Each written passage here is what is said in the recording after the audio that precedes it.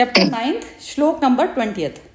त्रैविद्या माम सोमपा पूत पापा यज्ञरिष्टवा स्वर्गतिम प्रार्थयन्ते ते पुण्यमासाद्य सुरेंद्र लोक मर्शन्ति दिव्यान दिवि देव भोगान ते तम भुक्त्वा स्वर्गलोकम विशालम क्षीणे पुण्य मर्त्यलोकम विशन्ति एवं त्रयी धर्मम नु प्रपन्ना गतागतम काम कामा लभन्ते। अनंत बस यही करते हैं अभी पहले 3। ठीक है। हाँ, तीनों वेदों में विधान किए हुए सकाम कर्मों को करने वाले, सोम रस को पीने वाले, पाप रहित पुरुष मुझको यज्ञों के द्वारा पूजकर स्वर्ग की प्राप्ति चाहते हैं। वे पुरुष अपने पुण्यों के फल स्वरूप स्वर्ग लोक को प्राप्त होकर स्वर्ग में दिव्य देवताओं के भोगों को भोगते हैं। वे उस विशाल स्वर्ग लोक को भोगकर पुण्य क्षीण होने पर मृत्यु लोक को प्राप्त होते हैं। इस प्रकार स्वर्ग के साधन रूप तीनों वेदों में कहे हुए सकाम कर्म का आश्रय लेने वाले और भोगों की कामना करने वाले पुरुष बार बार आवागमन को प्राप्त होते हैं, अर्थात पुण्य के प्रभाव से स्वर्ग में जाते हैं और पुण्य क्षीण होने पर मृत्यु लोक में आते हैं। हाँ, तो इसका जरा एक्सप्लेनेशन भी करिए आप भी। विनोद जी थोड़ा लेट ज्वाइन करा इन्होंने। हाँ जी, तो तीनों वेदों में अब यहाँ पर तो जैसे हम तो 4 वेद कहते हैं, तो शायद वो जो चौथा वेद है वो बाद में लिखा गया गीता के बाद, मतलब महाभारत होने के बाद, जो मुझे समझ आता है। तो इन्होंने यहाँ पर तो तीनों वेदों में विधान किए हुए सकाम कर्मों को करने वाले। सकाम कर्म मतलब आप सही कर्म कर रहे हो। सोम रस को पीने वाले, तो कर्मों को करते हुए उसका आनंद भी उठा रहे हो, उसके फल का भी आप पूरी तरह से वो कर रहे हो। पाप रहित पुरुष, अब पाप रहित मतलब आप एक तो वही सकाम कर्म हो गया, सही कर्म, और कर्मों के साथ जुड़े हो, कर्मों के फल के साथ जुड़े हुए हो। सकाम और को पाप ना, एक सेकंड। हाँ। सकाम ना जो कामना से जो युक्त कर्म होता है उसको बोलते हैं। तो मतलब फल के साथ जुड़े हुए हो जहाँ पर। हाँ, ये मतलब इसका मतलब ये नहीं कि खराब कर्म है, लेकिन कामना से कामना युक्त है ये कर्म, मतलब ये है। हाँ, ओके। तो पाप रहित पुरुष अब वही कि मतलब अपनी वे से तो वो अच्छे इंटेंट से ही अच्छी तरह से अच्छा कर्म कर रहे हैं। मुझको यज्ञों के द्वारा पूजकर स्वर्ग की प्राप्ति चाहते हैं। और तो एक ये मतलब एक मनुष्य की डेफिनेशन बताई गई है कि वो इस तरह से कर्म करते हुए, और मन में भी वही है कि कर्म करते हुए कि भाई सब कुछ मेरे साथ ठीक रहे और वो अच्छा हो, उस भावना के साथ। हाँ, वे पुरुष अपने पुण्यों के फल स्वरूप, पुण्य तो कर ही रहे हैं क्योंकि अच्छा काम कर रहे हैं, तो पुण्य कर रहे हैं, तो उनको फल स्वरूप उनको मतलब उसका फल भी मिलेगा और वो स्वर्ग लोक को प्राप्त होकर स्वर्ग में दिव्य देवताओं के भोगों को भोगते हैं। तो वहां पर भी जैसे यदि वो कोई दूसरा लोक है तो वहां पर उस लोक में जाके वो मतलब मतलब वो अपना टाइम पीरियड वहां पर भी उनका खत्म होने के बाद, जब उनके पुण्य के फल का समाप्ति हो जाती है, वो फिर से इसी मृत्यु लोक में वापस आ जाते हैं। तो मतलब ये वो साइकिल बताई है। और यदि आप इसको बिल्कुल सूक्ष्म लेवल पर लो तो उसमें भी कि जब आप कोई भी कर्म कर रहे हो तो उस समय आपका वो है ना, आप वो जैसे एक अच्छी सी फीलिंग आती है यदि आपने कोई अच्छा कर्म किया, किसी की हेल्प की या कुछ किया या कुछ अच्छा वो मतलब कुछ तुमने जो भी कोई काम, मतलब खाना भी बनाया, अच्छा मन से बनाया, तो उसका आउटपुट किसी ने कह दिया अच्छा है, तो वो अच्छा लगता है। तो पर वो ये है कि हमें हमारे वो कहीं ना कहीं हमारे वो अच्छा लगने की, कोई अच्छा कह रहा है या हो रहा है, तो हम उस फल के साथ तो जुड़े हुए हैं, मतलब फल की कामना तो कहीं ना कहीं मन में है। तो ऐसे में वो जब कर्म होने के बाद तो मतलब फिर दूसरी एक साइकिल शुरू होगी, वो होगी, मतलब आपका वो जो और दूसरी साइकिल शुरू होगी, मतलब आपका वो थोड़ा शेष लेके भी, मतलब ठीक है आपने अच्छा काम किया है, उसका आपका फल भी मिलेगा आपको। किसी ने तारीफ कर दी, या मे बी आपने अच्छा खाना बनाया, किसी और ने कहा कि अच्छा और बना दो ना, उस तरह से दैट वे फल, मतलब किसी अच्छाई का तुम्हें फल जरूर मिलेगा। पर देन क्योंकि तुम उस कर्म के साथ अटैच्ड हो, तो कहीं ना कहीं जब तुम दूसरी वो है, फिर फिर अब आप उसमें चक्रव्यूह में जाते ही रहोगे, फंसते ही रहोगे, क्योंकि अब तुम्हें लगेगा अब मैं और करूं, अब मैं और करूं, अब मैं और करूं, और अच्छा करूं, और वो वाहवाही लूटूं, या उस तरह से। तो वो उसमें आप बार बार कर्मों के बंधन में भी आप फंसे रहोगे। ये बिल्कुल, मतलब ये जो मुझे सूक्ष्म लेवल पर और वैसे नॉर्मल में कि यदि वही यदि हैं वो लोग इतने हैं कि आप जब आप शरीर छोड़ते हो और आप दूसरे उसमें जाते हो, तो तब आप फिर से क्योंकि आपका वो फल का अटैचमेंट है, आप फिर से वापस आओगे स्मृति लोक में, और अपने कर्मों के बंधन से क्योंकि बंधे हो, तो वो जो बैगेज उसका वो है, वो उसको उतारने के लिए फिर से स्मृति लोक में आओगे, और फिर और कर्मों का जाल बुनोगे, फिर वो उसमें आप घूमते रहोगे। बिल्कुल ठीक है। हाँ, ये वाला 21 भी हो गया। हाँ, वो भी हो गया। उसमें वही कहा ना कि इस प्रकार स्वर्ग के जब आपका खत्म हो जाता है वो, हाँ। जब आप उसमें से वो समाप्ति हो गई, तो आपका आप फिर से वापस आ रहे हो, मतलब जो आपने भोग लिया, देवताओं के उधर जाके भोग लिया, उसका जब आपका वो बैलेंस खत्म हो गया, तो आपको फिर से अब रिचार्ज हो रहे हो, आप फिर से नीचे आ गए, बढ़िया, और फिर से आपका शुरू हो गया। काफी अंदर वही यही ऑब्जर्वेशन चाहिए, ऑब्जर्वेशन और एब्जॉर्ब, जैसे जो गीता के श्लोकों को एब्जॉर्ब करके हम लोग कृष्ण के लेवल पर हम जाने की कोशिश है ना, कि कृष्ण कौन से लेवल पर बोल रहे हैं, तो वही चीज है। हाँ जी विनोद जी, आप बोल रहे हैं, बोलिए। हाँ जी रिमी जी ने बिल्कुल डिटेल में बता दिया है, खाली 1-2 पॉइंट ऐड करूंगा इसमें। मतलब 20-28 में यही कह रहे हैं कि जो पुरुष जो है सकाम, मतलब कि जो एक्चुअली तो हमको निष्काम कर्म करने हैं, लेकिन वो वहां तक जाने में समय लगता है। मतलब हो सकता है एक जन्म में सारे के सारे जो हमें को ब्रह्म को प्राप्त होना है, वो सारी चीजें हम नहीं कर पाए, तो सकाम कर्म करते हैं, लेकिन वो पाप रहित पुरुष है। मतलब कि जो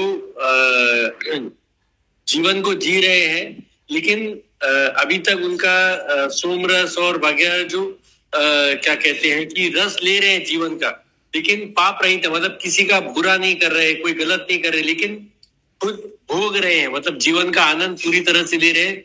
अभी तक मोह और माया छूटा नहीं है। जैसे हम मिडिल, मतलब हम लोग बीच वाले हो गए, तो वो जो पुरुष है वो जो गलत काम नहीं करते हैं, मतलब कि है सकाम, निष्काम तक नहीं पहुंचे हैं। निष्काम तक पहुंचेंगे तो परम ब्रह्म को प्राप्त हो जाते हैं।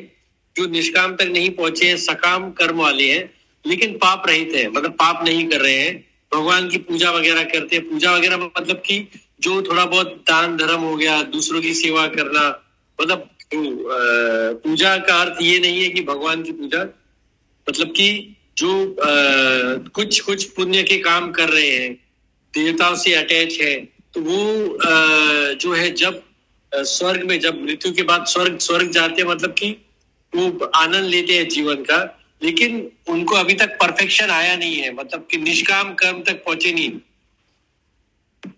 तो उनका जो बस से फिर कहते हैं कि वो मृत्यु लोग, मतलब कि धरती पर फिर से आते हैं, लेकिन वो उनकी जर्नी जो रहती है जहाँ खत्म हुई वहां से शुरू होती है। मतलब समझो पहले उन्होंने काफी अच्छे कर्म किए, तो अभी अच्छी जगह पे उनका जन्म होगा, कोई अच्छे परिवार में होगा, जहाँ पे वो अपनी जो पहले का मतलब जो पहले के कार्य थे जो छूट गए थे, वो वहां से शुरू कर सकते हैं। मतलब कि फिर से वो थोड़ा बहुत सकाम कर्म करते हुए, जीवन को भोगते हुए निष्काम कर्म की तरफ जा सकते हैं। मतलब उनको एक कैरी फॉरवर्ड बैलेंस मिल जाता है, और फिर जो है वो आवागमन करते हैं बार बार, जैसे 21 में कहा गया है, अर्थात पुण्य प्रवह स्वर्ग जाते हैं पुण्यशील। तो जो उनके बैलेंस, जितना बैलेंस रह गया है निष्काम कर्म तक पहुंचने के लिए, वो फिर से जमीन पर आते हैं, पृथ्वी लोग आते हैं, और उनको मौका मिलता है कि इस बार ब्रह्म को प्राप्ति करे, निष्काम कर्म करके, सेंटर से डिसीजन लेके, और फिर वो अपने जो पुराने कर्म है उनका सब निश्चात करके फिर वो अपनी जर्नी जो है स्वर्ग में हमेशा के लिए लेके जाए। तो उसका रास्ता बता रहे हैं कि जो ब्रह्म की प्राप्ति है उसके पहले ये आपको सकाम कर्म तक और पाप रहित पुरुष रहना है, फिर निष्काम तक जाओगे, फिर आगे वो जब आगे आएगा तब देखेंगे। वाह क्या बात है। सीक्वेंस लैडर्स पे चढ़ने के लिए बिल्कुल बहुत ही बढ़िया बोला। मतलब वही बात है, वो जैसे वो जड़ भरत का था, वो जैसे उसकी उसमें वो आस्था थी तो वो वापस उसको धरती पे आना पड़ा। उसी तरीके से जैसे इंसान की जैसे वो कामना होती है तभी वो आता है, अगर वो कोई कामना नहीं होती तो उसको फिर दोबारा धरती पे नहीं आता। इसमें तो भगवान ने यही बोला है, जो मतलब ऐसे देह त्याग करते हैं सकाम जिनकी संसार में आसक्ति नहीं होती, जिनकी ठीक है, आसक्ति ही उनको दोबारा लेके आती है। हाँ, और जैसे आसक्ति है, आसक्ति के बाद में भी तो आप परमात्मा वाले कर्म में रह सकते हो ना। आसक्ति है, आपको पता चल रहा है आपको आसक्ति है। तो जैसे आपको आसक्ति है, फिर आप यदि आपके अंदर वो चाह है ना उस सेंटर से ऑपरेट करने की, तो भी आप कर सकते हो ना, कर सकते हो ना। वही तो चीज चाहिए। आसक्ति है, मुझे पता चल गया कि मुझे आसक्ति है, लेकिन आसक्ति है, अब जीवन है, तो अब उसमें आसक्ति भी मुझे यदि दिख गई तो उस आसक्ति से पार जाने का रास्ता भी तो मुझे पता चल जाता है, नहीं पता चलता? चल जाता है। हाँ, तो पता चल जाता है ना, हमें पता होता है, ये चीज पता होती है। आदमी बेहोशी में चलता है, वो चलाता है अपनी मन की वीकनेस की वजह से चलाता है। बिल्कुल यही है, जन्म का तो कारण ही हमारा कामना ही है, सकाम काम ही दोबारा वापिस लेके आने का। ये चीज़ बिल्कुल ठीक बोली तुमने। चलो मैं बोलती हूँ, पहले हर्षा जी से पहले बोलती हूँ मैं। नीलम जी आपको तो नहीं बोलना है अभी? पहले बोलना है तो नहीं, अभी नहीं, जैसे अच्छा चलो ठीक है। तो मैं बोल रही हूँ, ये तीनों वेदों में विधान किए हुए सकाम कर्मों को करने वाले, सोमरस पीने वाले, पाप रहित पुरुष। पाप रहित, ये जो विनोद जी ने बोला ना, बिल्कुल ही ठीक बोला। पाप रहित तो सबसे पहले वाली पोजीशन हो गई कि जिसमें आप सामने का करके भी आपके अंदर हार्मोन अच्छे बन रहे हैं, कि सामने वाले के लिए करके, जैसे विम्बी जी ने भी यही वाली बात कही कि जो भी हम सामने वाले पुरुष के लिए कर रहे हैं, चाहे वो अपने बच्चे हो गए, चाहे कोई आने वाला हो गया, कोई भी हो गया, लेकिन हमारे अंदर करने वाला हार्मोन बन रहा है, बढ़िया बन रहा है, और हमें अंदर है ना, मतलब जैसे अंदर उसके लिए करने में हमें मजा आ रहा है। तो ये अवस्था हो गई सकाम वाली। अब उसमें क्या होता है ना, बार बार, लेकिन ये बाहरी तौर की वो होती है। एक तो होता है ना प्रेम वाली अवस्था। प्रेम वाली अवस्था तो होती है पूर्ण शून्य वाली मन की अवस्था होती है। प्रेम उस अवस्था को कहा जाता है कि मैं तो अपने से भिन्न मानती नहीं। तो उस वाले तरीके पे तो बैठे हैं भगवान कृष्ण बैठे हैं, लेकिन उनकी सारी इंद्रियां रसो वैसा हैं, रस को भोगती हुई हैं सारी चीजें। अब जैसे ये जो मन के जो सारे मन हमारा रस बनाता है ना कोई भी चीज का, तो जो मन जो रस बनाता है, तो बाहर की जो इंद्रियां, जो स्थूल इंद्रियां हैं, वो उसके हिसाब से उसके बिहेवियर एक्ट करती है। लेकिन मन तो शून्य में बैठा है, लेकिन फिर भी मन को प्रतीति तो होती है ना। आप किसी के लिए भी कुछ भी करते हैं, आपके अंदर रस बनता है। अब रस बन रहा है या वैसा रस नहीं बन रहा, तो जो रस मेरे को खुशी देता है और जो रस मेरे को अमृत की तरह से अमृत प्रदान करता है ना, उसको सोमरस कहा जाता है। सोमरस अमृत वाले रस को, मतलब आप है ना सुखों को, जैसे वो जो सामने वाला जो अप्रिशिएट कर रहा है उसकी सुख की भी अनुभूति आप ले रहे हो, उसको सोमरस कहा जा रहा है। और लेकिन वो जागृति में ले रहे हो। एक कृष्ण है, वो जागृति में ले रहे होते हैं, हम सोए हुए में लेते हैं। तो जागृति वाला जो पुरुष की जो निशानी है, ये भगवान कृष्ण जब भी बता पा रहे हैं ये वाली चीज। यदि वो सोमरस ही पीने वाली स्थिति में बैठे होते ना, तो ये वाली चीज नहीं बता रहे होते वो। तो वो अवस्था हो गई कि मैं ना स्वर्ग की अनुभूति में यहीं पे बैठे हुए कर रहा हूँ, लेकिन मैं फिर भी अपनी पूरी चेतना वाले उसमें हूँ। चेतना मतलब जागृत वाली में हूँ ना, कि चैतन्य वाली चीज है ये। शरीर जो है उपभोग की सामग्री मान रहा हूँ ना मैं अपनी बॉडी को भी, मन के कारण ही तो मैं अनुभूति कर रहा हूँ ना। बाहर की जो भी पदार्थ मेरे पास में आ रहा है, पदार्थ जगत जो भी आ रहा है, वो पदार्थ भी तो मेरे अपने पदार्थ की वजह से ही तो उस चीज को टेस्ट ले पा रहा हूँ। तो ये अवस्था पूरी तरह से पता होती है जागृत मनुष्य को। तो ये है कृष्ण की अवस्था। तो इस कारण वो सोमरस में रहते हुए में भी, वो सोमरस क्या मतलब, वो एक तरीके से अमृत का कहते हैं ना, जो जो ब्रह्म है वो अमृत वाली अवस्था हुई, सोमरस हुई देवता वाली अवस्था। तो देवता वाला अवस्था मेरी कर्म के थ्रू हुई। जैसे भगवान कृष्ण ने कुछ भी जो चीज कर रहे हैं वो सोमरस का भी ले रहे हैं, पूरा आनंद ले रहे हैं, पूरा आनंद ले रहे। लेकिन जागृत वाली अमृत वाली अवस्था पूरी उनकी पूरी देखने वाली ऑब्जर्वेशन है वो पूरी तरह से वैसी है, समझ गए। जैसे एक तो मन का हिस्सा ले रहा है सोमरस और एक मन का हिस्सा बिल्कुल डिटैच वाले उस पर बैठा है जो आत्मा के साथ में अटैच है। तो वो अवस्था जो इंसान की एक ही उसमें आ जाती है ना, तो ये अवस्था ये होती है कि आप ऐसे जीवन से अलग नहीं हो जाते हो, सूखे से नहीं हो जाते, सूखापन नहीं होता उसमें, पूरी तरह से उसकी इंद्रियां डूबी हुई होती हैं उसमें और पूरी तरह से पार्टिसिपेट कर रही होती है, लेकिन फिर भी अपनी स्मृति जो आत्मा वाली स्मृति है वो भूली नहीं होती। तो ये होता है, ये मैं ऐसा समझ रही हूँ इसको, ऐसा वाला इसको श्लोक को, कि वो सोमरस वाली अवस्था इसको कहा जाता है कि आपका मन किसी के लिए भी कुछ भी करके अपना जो काम कर रहा है कि किसी या वो तो है ही नहीं, मतलब करने में ही आनंद ले रहा है वो और अच्छा ही कर रहा है। इसमें अर्जुन भी है, लेकिन अर्जुन अपनी स्मृति भूला हुआ है, इस कारण अर्जुन को समझाना पड़ रहा है। अब इसमें कह रहे हैं कि ये जो है पुण्य के फलस्वरूप स्वर्ग को प्राप्त होकर, अब स्वर्ग को जब आप चेतना वाले लेवल पर रह रहे हैं तो स्वर्ग को प्राप्त करके मतलब आप ही तो थे, आप ही डिसाइडिंग फैक्टर थे कि आपने किया, और आप ही रस बनाने वाले हो। रस तो किसने बनाया? जब तक मैं प्रेजेंट नहीं हूं तो रस कौन बना रहा है?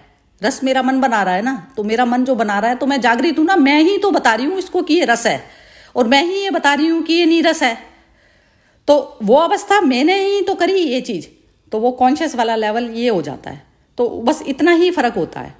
कॉन्शियस लेवल पर रहकर आप सारे भोग रहे हैं भोग, कि मैं ही सब कुछ लेबलिंग जो कर रहा हूं वो मैं ही कर रहा हूं। तो ये जो चीज है ये मैं ही तो बता रही हूँ ना कि मुझे उससे मिलके मजा आया, तो ये चीज मैंने ही तो बताई। तो वो मेरे मन ने ये चीज की अनुभूति करी, फिर मैं ही बताने वाली हूँ। कॉन्शियसनेस जो है वो मन जो बोल रहा है उसका, तो वो कॉन्शियसनेस देख रही है, तो तभी तो बता पा रही है वो। तो अब जब कॉन्शियस एफर्ट होता है तो वो कॉन्शियसनेस में बैठे हुए और इस तरीके से मन को पूरी तरह से इवेल्युएट करके बता रहे हैं ये सारी चीजें अर्जुन को। तो बार बार हम आते हैं और जाते आते जाते, मतलब जैसे स्वर्ग में आना मतलब मन को अच्छा अनुभूति में रहना, वो स्वर्ग की प्रतीति। लेकिन देखने वाला यदि कोई बचा नहीं होता तो कौन बता रहा होता ये चीज? तो ये चीज वो इसलिए बता पा रहे हैं भगवान कृष्ण। अब कह रहे हैं कि उस विशाल स्वर्ग लोक को भोग कर पुण्य क्षीण होने पर मृत्यु लोक को प्राप्त होते हैं। अब क्या हो गया? अब भोग लिया, थोड़ी सी देर के लिए वो सारी चीजें रही, मन में रही, थोड़ी सी देर के लिए रहता है, फिर लेकिन आपको अपने आप ही नॉर्मल उसमें स्वभाव में आना। जो कॉन्शियस वाले लेवल पर चलता है तो कॉन्शियसनेस उसकी वो है। मृत्यु लोग मतलब अभी शरीर भी मिला हुआ है, अब शरीर भाव में दोबारा आ रहे हो, शरीर भाव में मतलब मृत्यु लोग और स्वर्ग लोग ना उसी समय मन की अवस्थाएं हैं हमारी। तो स्वर्ग लोग और मृत्यु लोग मतलब शरीर भाव में आना, मतलब मृत्यु लोक में आना। तो फिर आ गए आप वापिस। इस प्रकार स्वर्ग के साधन रूप तीनों वेदों में कहे हुए सकाम कर्म का आश्रय लेने वाले, भोगों की कामना करने वाले पुरुष बार बार आवागमन को प्राप्त होते हैं, अर्थात पुण्य के प्रभाव से स्वर्ग में जाते हैं और पुण्य क्षीण होने से मृत्यु लोक में आते हैं। अब पुण्य हो गया ना, अच्छे कर्मों में आपको आनंद आ रहा है तो वो वैसी वाली चेतना हो गई, देव वाली तो चेतना हो गई, लेकिन देव से ऊपर अभी ब्रह्म वाली स्टेज में नहीं गई।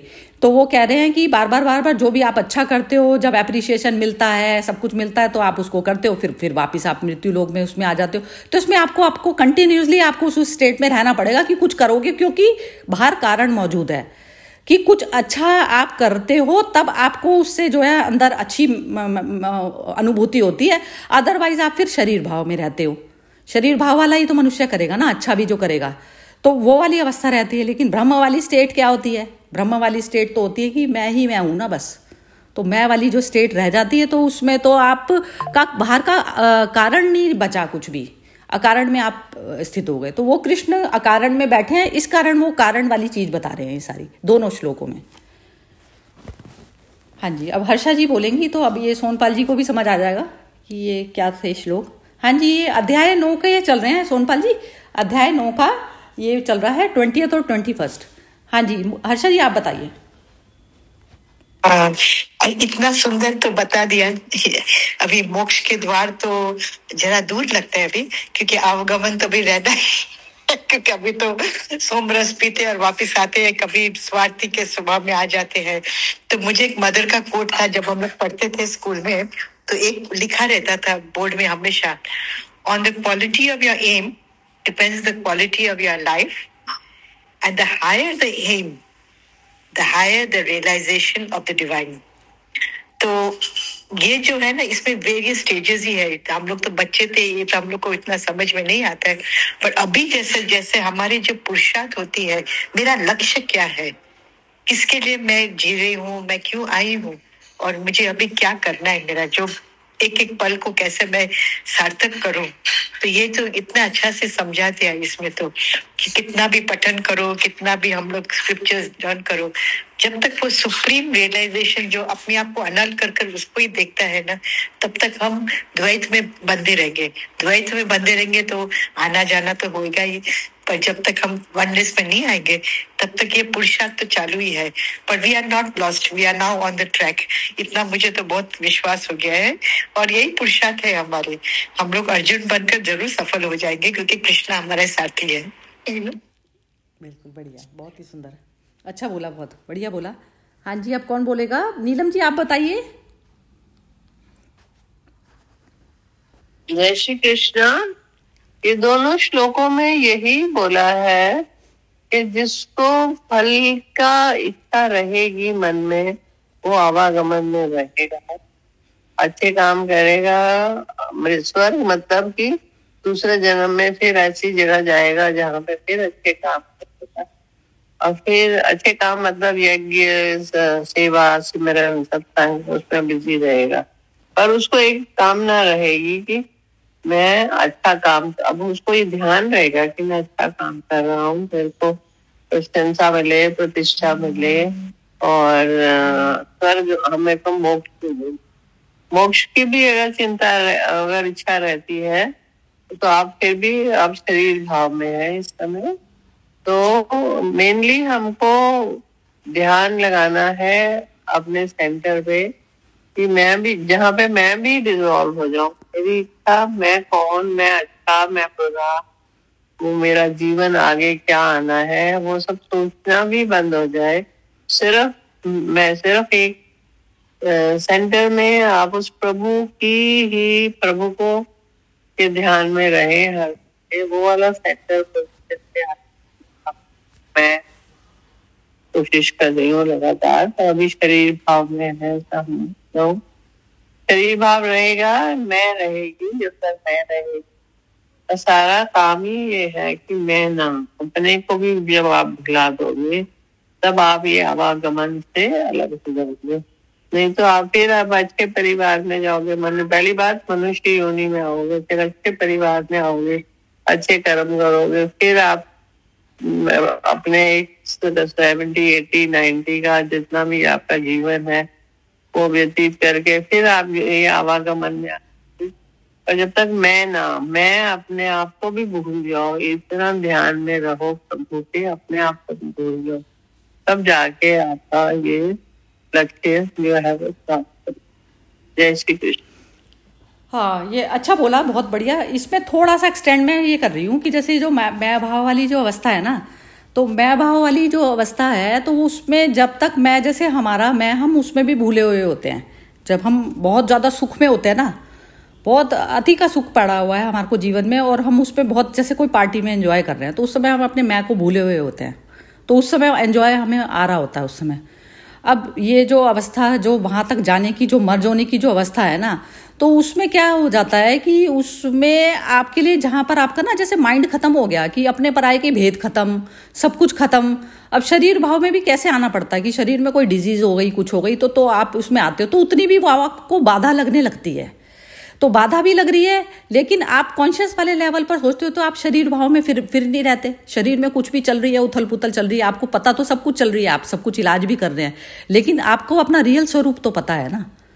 तो रियल स्वरूप में मतलब आपको याद करने वाला भी आपके लिए दूसरा अलग नहीं रह जाता, कि आप किसको याद करोगे, आप स्वयं ही तो हो वो. तो ये अवस्था जो है वो मर्ज होने वाली अवस्था होती है. तो मर्ज होने के बाद में सारा संसार आपका अपना ही हो जाता है, अपना हो जाता है. तो आपको ये नहीं होता कि आप उसमें एंजॉय नहीं करोगे उस जगह पे जाके, ये सब चीज़ें नहीं रह जाती, क्योंकि जो ये चीज़ की इच्छा करता था वही मर्ज हो गया. तो वो अब सिचुएशन को क्या करके लेता है सामने, जो भी सिचुएशन आई है उसको, सारी इंद्रियों के भोग हैं, ये सब चीज़ें चलती हैं, वो जागृत अवस्था उसकी ख़त्म नहीं होती. तो जागृत अवस्था वो है कि जहाँ पर एक हो गए, तो एक वाला वो छोटा वाला एक खत्म हो गया जो डिमांड करता रहता था हमेशा, वो मर्ज हो गया। मन हमेशा डिमांड करता रहता था, तो मन मर्ज हो जाता है उसमें। तो सुप्रीम में जब मर्ज हो गया तो वो एक वाले भाव में आ गए। ये अवस्था होती है, रसो वैसा वाली ये अवस्था है। अब ये सोनपाल जी ऐड हुए हैं। हाँ जी, बताइए जरा सोनपाल जी, आप बताइए, ये आप इनको कैसे जानते हैं सोनपाल जी, ये इनको कपिल जी को? किसको? कपिल जी को कैसे जानते हैं आप? मैं तो कपिल जी को नहीं जानता।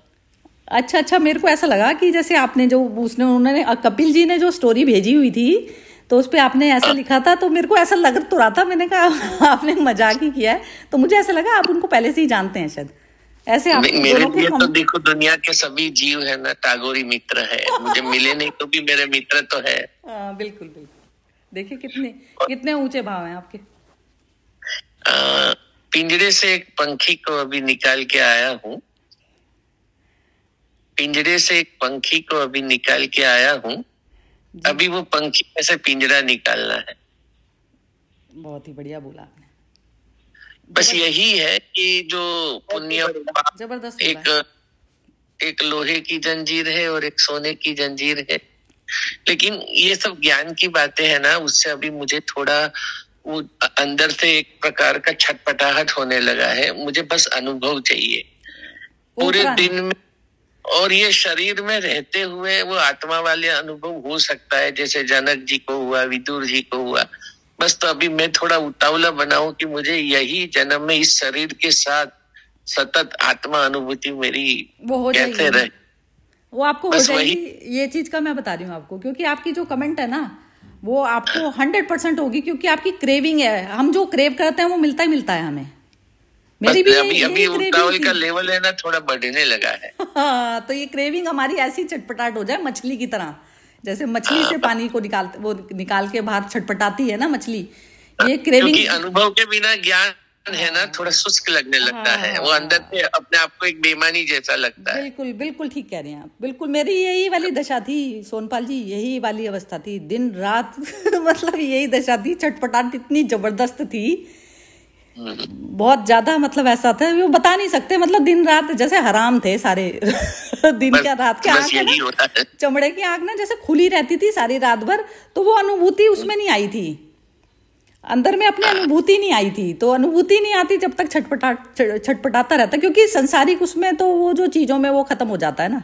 आपका संसार चल रहा है, वो आपके चलाने से नहीं चल रहा है बस वो तो अपने आप ही सब लोग सुबह उठा हो, ये हुआ, ये कोई यहाँ गया, कोई वो किया, ये सब अपने आप चल रहा है वो उसमें कुछ नहीं होता। हम समझते थे पहले की पार्टिसिपेट, हमारे करने से ये चीज हो गई, हमारे करने से वो नाराज हो गया, हमारे करने से वो खुश हो गया। कुछ भी नहीं होता, कुछ भी नहीं होता। बस कब अभी तो अनुभूति हो दिन में होती है, लेकिन जो समय है वो 24 घंटे में 2, 5, 10 मिनट का आता है समय। 24 घंटे वो स्थिति चाहिए बस, वो हो जाए जहाँ न पाप हो न पुण्य हो। आपकी इच्छा पे वो है ना, तो वहीं तक ही जाओगे आप। कमेंट से पता चल जाता है बस बात। बिल्कुल। और आज तो मैं थोड़ा बीच में जुड़ा हूँ, तो ज्यादा श्लोक को अभी आप लोगों की बातों से समझने की कोशिश कर रहा हूँ।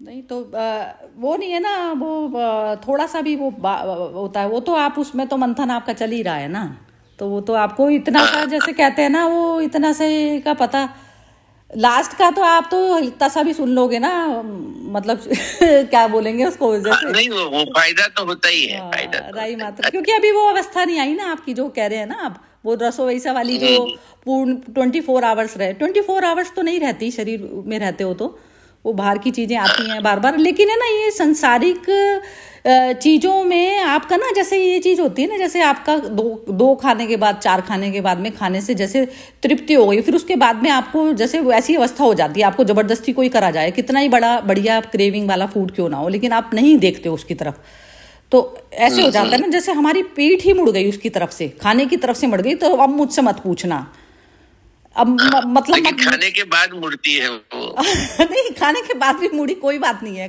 खाना कोई क्राइम नहीं है, लेकिन फिर मुड़ गई जैसे ऐसी सारी संसार की सारी चीजों से ऐसे मुड़ गए आप, तो मुड़ गए तो वो पीछे वाली अवस्था आपको नहीं पता चलेगी ना, पीछे क्या पड़ा है आपके। वो अवस्था वो स्काई वाली आ जाती है थोड़े दिनों में आपकी आ जाएगी, 100% आएगी आपकी। Thank you. चलिए आप बोलिए, किसी को भी कुछ कहना है तो। अब अनामिका जरा आप कुछ बोलना चाहती हैं तो आपकी कमेंट हुई नहीं अभी।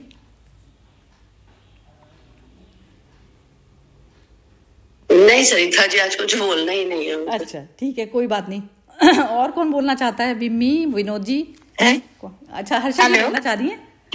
हाँ जी। मुझे एक बहुत अच्छी स्टोरी याद आई अष्टावक्र में, मैंने कि जब राजा जनक का था कि जब वो बोल रहे थे कि जीवन मुक्त है, वो जो पैलेस में रहता है वो जीवन मुक्त है राजा जनक। तो वो एक जो बोलते हैं ना कि एग्जैक्ट डिटेल स्टोरी का मुझे जिस्ट याद है, अभी बहुत साल पहले सुनी थी कि वो एक संत थे जो उनके हर्मिटेज में वो राजा जनक के उसमें राज्य में रहते थे, तो आग लग गई थी। तो राजा जनक तो भी गुरु का आदेश था कि ध्यान करो, तो वो तो एकदम निर्लिप्त थे। बोला पूरा आग लग के आपके पूरा जनकपुरी में, आप इधर ही बैठे हो। तो वो जो संत था ना, वो अपना एक कपड़े लते तो भी थोड़ा मस्त थे ना, उसको बचाने गया। तब उन्होंने कहा कि अष्टावक्र ने कहा कि देखो, मुक्ति पाना इतना इजी नहीं है। हमारे छोटे छोटे माने कि अटैचमेंट्स कितने हो जाते हैं। भले उसने त्याग दिया था संसार को, पर उसके जो वस्तु थे उसमें उसको कितना अटैचमेंट था। राजा जनक था जो ऐश्वर्य में जी रहे थे, और जैसे सब बोलते हैं कि उनका इतना ऐश्वर्य था और लोग मिसअंडरस्टैंड करते थे जब उनको कई अप्सराओं आकर स्नान कराते थे और सब। तो बोलते यही तो जीवन मुक्त है, हम रस नहीं खो जावे, पर हम सोम रस में नहीं रहे, हम वो रस में रहे जो कभी चढ़ता नहीं कभी उतरता नहीं है, वही रस में रहे, एकाग्रता के रस में। तो मुझे ये स्टोरी याद आई। वो स्टोरी मदर ने हम लोग को समझाई थी अपनी भाषा में, इंग्लिश में, तो मुझे वो अभी याद आई। नहीं ये जो आप कह रही है ना। अच्छा सोनपाल जी आप बताइए क्या कह रहे हैं? अच्छा मुझे तो ये था कि सोमरस है वो मंगल बुध गुरु को भी मिलेगा ना। आपकी ना हर चीज ही मंगल बुध को सबको ये बस है ना कि हम सोमरस, आप उसको चाहे ना नाम ना दें। सोनपाल जी जो आपकी बात का ना मैं जवाब ये दूंगी कि जैसे जो कोई वैसा वाला मनुष्य है ना जो खराब करे, जो पाप रहित नहीं है, जो पाप के साथ वाला है मनुष्य, तो वो उसको उसमें भी तो रस आ रहा होता है, और वो भी तो षण्मंगुर रस होता है उसका। षण्मंगुर तो सोम भी है, वो भी है। दोनों ही तो रस दोनों ही एक्चुअली है ना, कवियों ने और शास्त्र में सोमरस को जीवन सत्व को सोमरस बोला है। हाँ, ये तो बात है, ये तो बात बिल्कुल ठीक कह रहे हैं। वो तो सोम के बाद में ही वो दूसरा अमृत वाला रस होता है। तो वो जो मोहिनी जब तक बैठी है बीच में, मोहिनी ये संसार बैठा है ना, तो वो लेने नहीं देता। मोहिनी भी रूप मैं ही हूँ एक्चुअली, मेरा ही मन मोहिनी है। अरे स्वयं शिव दौड़े थे मोहिनी के पीछे। तो शिव ही तो हूँ मैं, तो मैं भी तो दौड़ रही हूँ। मैं शिव ही तो हूँ, शिव स्वभाव भूल जाती हूँ तो तभी तो मैं सोमरस के पीछे आती हूँ। शिवोहम बराबर शिव ही हूँ मैं तो शिव स्वभाव भूल जाती हूँ ना, बार बार भूल के फिर वो मोहिनी जो है वो मोहिनी के पीछे भागने। मोहिनी क्या चीज है? मेरा बच्चा मोहिनी हो गया, मेरा संसार, मेरा पैसा, मेरा रुपया, सारी चीजें मोहिनी तो है ही। जो भी हमारे में विचार आ गया, विचार ही मोहिनी है, और है क्या। तो ये जो हर्षा जी जो बोल रही थी ना, ये वाला इसका आसक्ति वाला, ये मैं तो ये कहती हूँ कि जैसे आप शिव है, चलो आप इसको ना जैसे वैसा मत समझिए कि आपके अंदर नहीं नॉलेज का अभी वो हुआ कि आपने नॉलेज को एब्जॉर्ब नहीं करा, लेकिन नॉलेज तो है, बुद्धि तो चल रही है पूरी। तो बुद्धि चल रही है, मन को आपने देख लिया कि आपका मन अटैचमेंट में है, आसक्ति में है। अब आसक्ति में है तो आपने मन को देख लिया, तो आप उसमें ना संकल्प बनाइए, इसमें संकल्प बनाइए कि अब मुझे ये जो आसक्ति में तो हूं मैं, लेकिन अब इस आसक्ति को मैं चलाऊंगी नहीं, शिव स्वभाव में जाना है मुझे। अब शिव स्वभाव में जाना है तो ऐसे आपको ये एफर्ट करने पड़ेंगे। अभी एफर्टलेस वाली स्टेट नहीं आई बस, और पूर्ण विरक्ति वाली स्टेट तो आपकी एफर्टलेस वाली हो ही जाती है, लेकिन अभी हमारी एफर्टलेस वाली किसी की भी नहीं है। तो लेकिन हमें फिर एफर्ट करके पहले एक बार एफर्ट करना पड़ेगा उसकी तरफ में। कहते हैं प्रेम मांगो प्रभु से। प्रेम मांगो मतलब वो वाली अवस्था में आपको आने के लिए आपको संकल्प उठाना पड़ेगा कि आसक्ति तो है, लेकिन आसक्ति में मैं कोई भी गलत डिसीजन नहीं करूंगी। तो वो आप ही करने वाले हैं, सिग्नेचर आपके ही होने हैं उस पे, कर्म पे। तो ये चीज की बस विल पावर थोड़ी सी स्ट्रॉन्ग करनी पड़ती है हमें। और वो दूसरी तरफ का जो लास्ट का जो ब्रह्म वाला जो प्रेम है वो चाहिए होता है। बस एक प्रेम के धागे से आप प्रेम तो आप बना लीजिए, लास्ट वाला जो आपका डेस्टिनेशन है, और स्टार्टिंग का जो कर्म है वो फिर आपका डेस्टिनेशन की तरफ पर जाते हुए वाला यात्रा होगी, तो उसमें डिसोल्यूशन हो जाता है। उसमें फिर क्या होता है ना, सारी शक्तियां जो होती हैं, जो जो यूनिवर्स की जो शक्तियां हैं अच्छी वाली, आपके उस संकल्प को पूरा कराने में लग जाती हैं सारी। इसमें फर्क पड़ता है हमारा कि ये जो अच्छा और बुरे का, तो वैसी वैसी प्रकृति फिर निर्मित करती है आपके लिए चीज़ें, सिचुएशंस पैदा करती है, टेस्ट करती है, ये सब चलता है। हाँ जी, और किसी की कोई कमेंट है तो बताइए। बिमी जी आप कुछ बोलेंगी? हाँ जी, नहीं, मुझे तो सोमपाल जी ने जो कहा कि चिड़िया पंछी को उड़ा दिया, पर अभी भी उसका पिंजरा मेरे पास है। तो वही है हमारे साथ, वही है कि हम कोशिश में तो हैं कि उसमें, पर अभी भी दैट अटैचमेंट रखी हुई है। जब तक वो पिंजरा भी हम अपने ना हटा दें, क्योंकि तब तक वो है कि वो एक वो अंश भर भी अटैचमेंट रही तो है ही है हमारे साथ। और मुझे ये हर्षा जी ने कहा कि एटलीस्ट चलो हम उस तक तो हैं कि हम कहते हैं वो सोमरस यदि पी रहे हैं वो है, तो हम अर्जुन की स्टेज तक तो हैं, हमें कृष्ण की स्टेज पर पहुंचना है। अभी एटलीस्ट हम उस पर तो हैं कि हम इतने कॉन्शियस तो हैं कि हम अपने द्वारा कोई किसी का बुरा ना करें, बुरा ना कहें, उतना तक तो हम अपने आप को अवेयर लेके घूम रहे हैं। तो उस पड़ाव तक भी पहुंचकर और कायम रहें उस पर, तो वो भी मतलब ठीक है। अपने अभी है हमारी वो यात्रा, हम आएंगे वापस, हमारा पिंजरा साथ में चल रहा है, हम पिंजरे को लेके चल रहे हैं, तो आएंगे फिर से पिंजरे में बैठेंगे आके। तो पर एटलीस्ट अर्जुन, हाँ, इतना तो सुकून यदि मन में लेके जाए कि भाई एटलीस्ट हम अर्जुन तो बन गए, अभी तो वहीं तक की यात्रा कर ले। तो नहीं, वो ऐसा नहीं होता वो उसमें अभी इस समय भी जैसे आप मुक्त वाले चरण है, आपका मुक्त वाली अवस्था है, बिल्कुल जागृत वाली स्टेट में बैठे हैं, तो भी तो उस समय भी तो प्राण तो चला जा सकता है ना। वो ये बार बार आती जाती रहती हैं अवस्थाएं, आती जाती रहती हैं। तो वो जो नहीं, मुझे तो वो मतलब ये सोच के भी कभी कभी होता है कि ठीक है ना, जैसे जब कुछ बहुत प्रॉब्लम में यदि मैं होती हूँ और भगवान का नाम लो, और वो भगवान वो समय, ठीक है, वो एकदम उस समय नहीं है, कभी उस समय या कभी थोड़े टाइम बाद वो वैसे निकल जाता है वो पल। तो इतना लगता है कि मतलब हाँ, मन में वो आता जरूर है कि ठीक है, शायद सही पथ पर होंगे, तभी उसने मेरा हाथ थाम लिया उस समय, मुझे बहकने नहीं दिया, मुझे गिरने नहीं दिया। तो वो उससे भी शक्ति मिलती है कि ठीक है, हम उस वे से करें कि मतलब अपने बुरे विचार ना लाएं। आते हैं बुरे विचार भी आते हैं, कभी कभी गुस्सा आता है, जो वो सब कुछ आता है, पर उसी समय जब आपका वो कोर्स करेक्शन भी जब वो कर देता है किसी वे से भी, तो वो अच्छा लगता है। वो वही वाला है ना, वो जो इसमें कहा है कि वो अच्छा लगने वाली बात, कि हमें अच्छा लगता है, तभी तो हम उन कर्मों में बार बार बंधे रहते हैं, क्योंकि वो अच्छा लगा, फिर वो एक और अच्छा लगा, फिर एक और अच्छा लगा।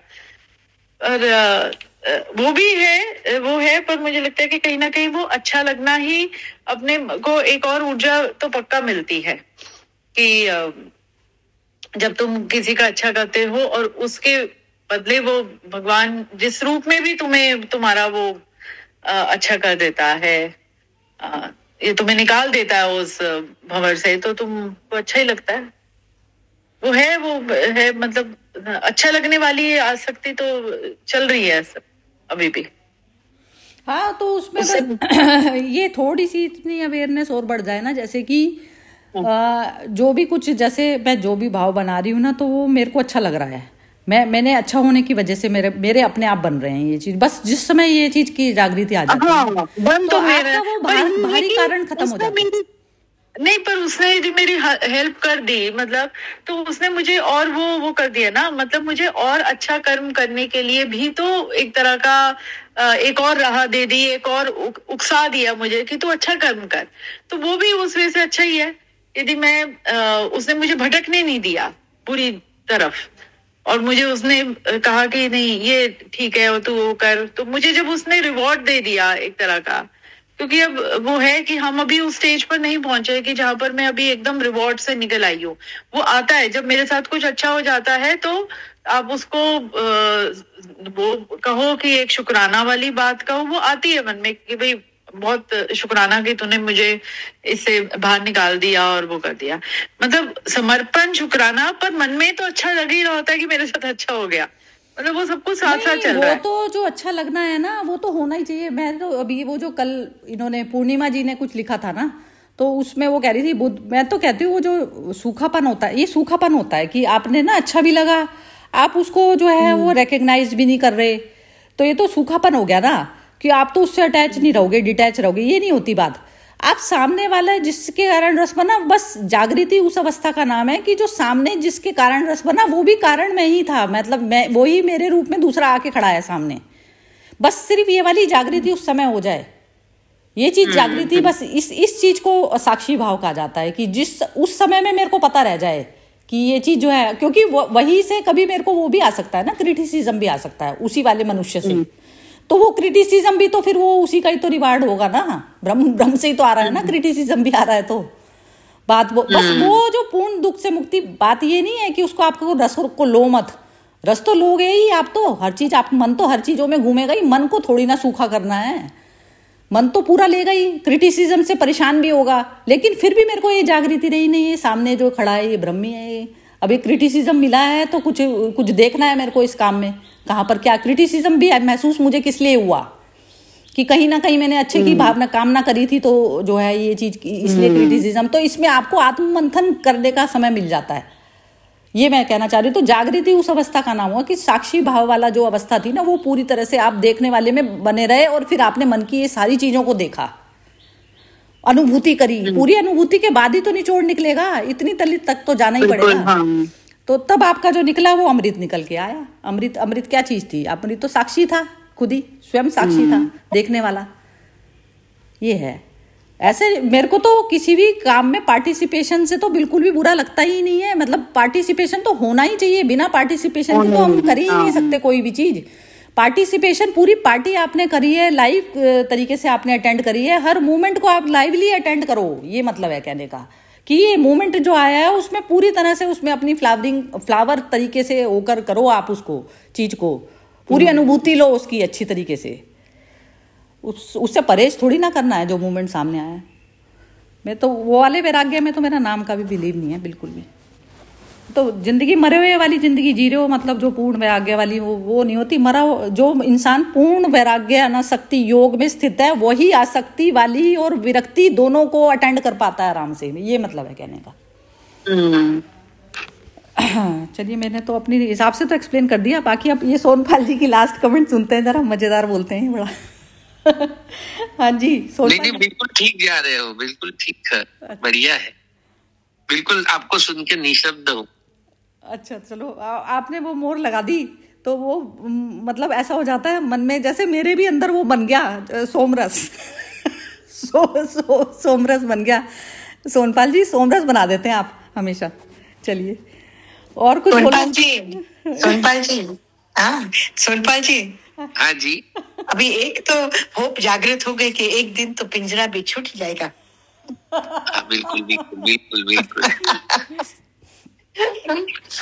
चलिए खत्म करें सेशन को। ओके जी, जय श्री कृष्णा। जय श्री कृष्ण। जय श्री कृष्ण। जय श्री